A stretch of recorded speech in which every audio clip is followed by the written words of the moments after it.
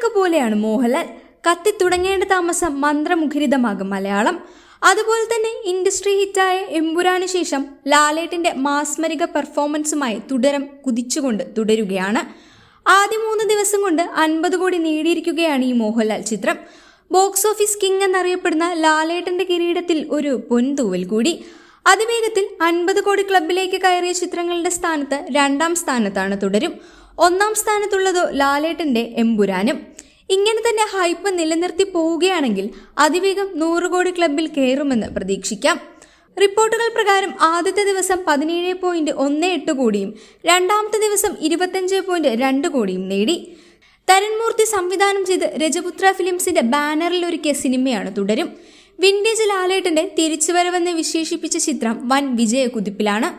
15 വർഷത്തിനു ശേഷം മലയാളത്തിന്റെ എവർഗ്രീൻ കോംബോ മോഹൻലാൽ ശോഭനയുടെയും തിരിച്ചുവരവ് എന്ന പ്രത്യേകതയും ചിത്രത്തിനുണ്ട്. നടൻ എന്ന നിലയിൽ മോഹൻലാലിന്റെ തിരിച്ചുവരവാണ് ചിത്രമെന്നാണ് ആരാധകരുടെ അഭിപ്രായം. ഷൺമുഖം എന്ന ടാക്സി ഡ്രൈവറായി എത്തിയ ബെൻസ് ജനങ്ങളുടെ മനസ്സിലേക്കാണ് ഇടിച്ചു കയറിയത്. ഫർഹാൻ ഫാസിൽ, മണിയമ്പിള്ള രാജു, ബിനു പപ്പു, പ്രകാശ് വർമ്മ എന്നിവരാണ് മറ്റു പ്രധാന കഥാപാത്രങ്ങളെ അവതരിപ്പിക്കുന്നത്. ചിത്രത്തിന്റെ തിരക്കഥയ്ക്കും സംഭാഷണത്തിനും സംഗീതത്തിനുമെല്ലാം വൻ കയ്യടികളാണ് കിട്ടുന്നത്. KR സുനിലിനൊപ്പം തരുണാണ് തിരക്കഥ ഒരുക്കിയിരിക്കുന്നത്. സംഗീതം നിർവഹിച്ചിരിക്കുന്നത് ജെയ്ക്സ് ബിജോയും. വൻ തുകയ്ക്കാണ് ഹോട്ട്സ്റ്റാർ ചിത്രത്തിന്റെ OTT റൈറ്റ്സ് നേടിയിരിക്കുന്നു എന്നാണ് റിപ്പോർട്ട്.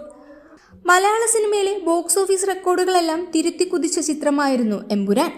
റിലീസ് ചെയ്ത് 10 ദിവസത്തിനുള്ളിൽ തന്നെ 250 കോടി ക്ലബിൽ കയറി ചരിത്രം സൃഷ്ടിച്ചതാണ്.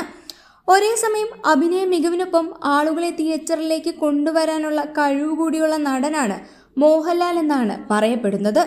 അത് തന്നെയാണ് ബോക്സ് ഓഫീസ് റെക്കോർഡുകൾ കാണിക്കുന്നതും.